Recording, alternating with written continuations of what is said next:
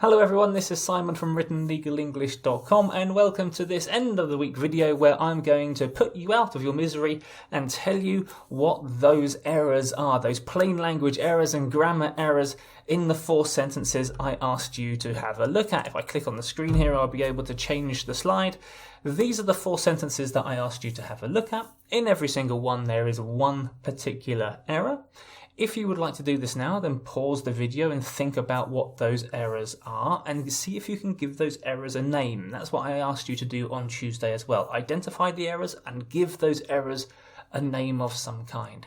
If you would just like to find out what those errors are and listen to the discussion of the plain language and the grammar errors, then let's get started. Okay, so here's the first sentence, and the problem is at the beginning. The election law provides that a proceeding may be instituted by a candidate. That's where the error is. And what's the name of the error? It's an unjustified passive voice. In other words, using the passive voice for no reason whatsoever, or at least not for a justifiable reason. Now, I've done plenty of videos on how to use the passive voice, talking about the 3 main rules for how to use the passive voice. And indeed, I've even done videos about where you can use the passive voice and where the passive voice is a great tool to use outside of those 3 main rules. I'll link you to all of the information below this video. But given that this is unjustified, it should be written in the active voice, and the corrected version you can see here. The election law allows a candidate or voter to contest the casting or canvassing of challenger ballots. Not only do we use the active voice, as you can see, we use a lot less words as well, which makes the sentence more concise, easy to read, and much more effective as a piece of writing. Okay, the error for this sentence is an elementary grammar mistake. It's based on one of the first things you learn when you're learning a foreign language. That is to say, you have to have subject-verb agreement. Subject-verb disagreement is a grammar mistake. So how could we have made such an elementary grammar mistake? By using a complicated, overcomplicated language structure, and you can see it here. Set forth below is, so here is a verb, and then what follows are the subjects.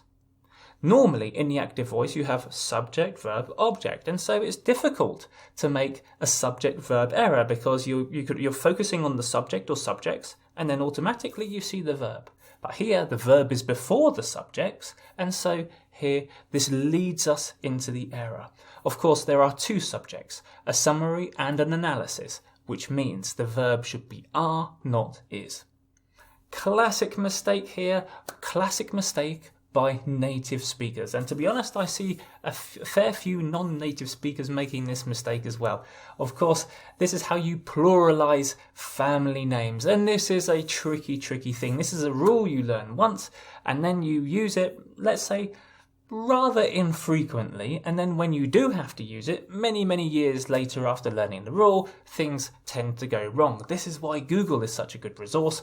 Get onto Google, quickly type in the name of the rule, which is why I wanted you to give it a name. In this case, this is a misused possessive. And then find out what the rule is, quickly review the grammar rule, remind yourself, have that light bulb moment, and then write correctly. Now, in this final sentence, there's a lot going on here, but in italics, this is where the problem is. This is such as. So here we are introducing a list of examples, such as widespread infringement, that the patient lacked public recognition, or to avoid patent challenges. The problem here is that we don't have parallel phrasing. Now, when you're creating a list, using parallel phrasing or keeping the same class as much as you can do is a better way to write a list. Why? Because logically it makes sense, it's coherent, and it allows the reader to understand. When a reader reads a list and you don't have parallel phrasing, you're jumping from one grammar class or vocabulary class to a different class, then it can create confusion in the worst case scenario, or it could just be difficult to read. So here we have 3 forms. Widespread infringement, which is an adjective and a noun. Then we have a that clause, that the patient lacked public recognition. And then after that, we have an infinitive, or to avoid patent challenges. What we can do here is unify the class, use parallel phrasing. So we have widespread infringement, the lack of public recognition, or a low profile intended to avoid patent challenges. And you can see with that final one, we've had to add in extra text to make the class agree. So we're using nouns here. Widespread infringement, the lack of public recognition, or a low profile.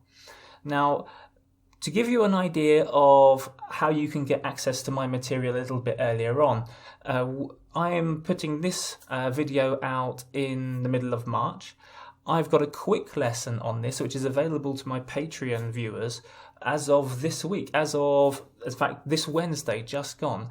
But for you guys on social media, you'll only have access to this lesson, I think, down here on the 9th of June. So if you would like to support me on Patreon, you're going to get access to a lot of my materials a lot faster. So already we're many, many lessons ahead. And of course, you get access to questions and my answer videos. So if you want to find out more about plain language principles and practice your skills, then please think about joining me on Patreon.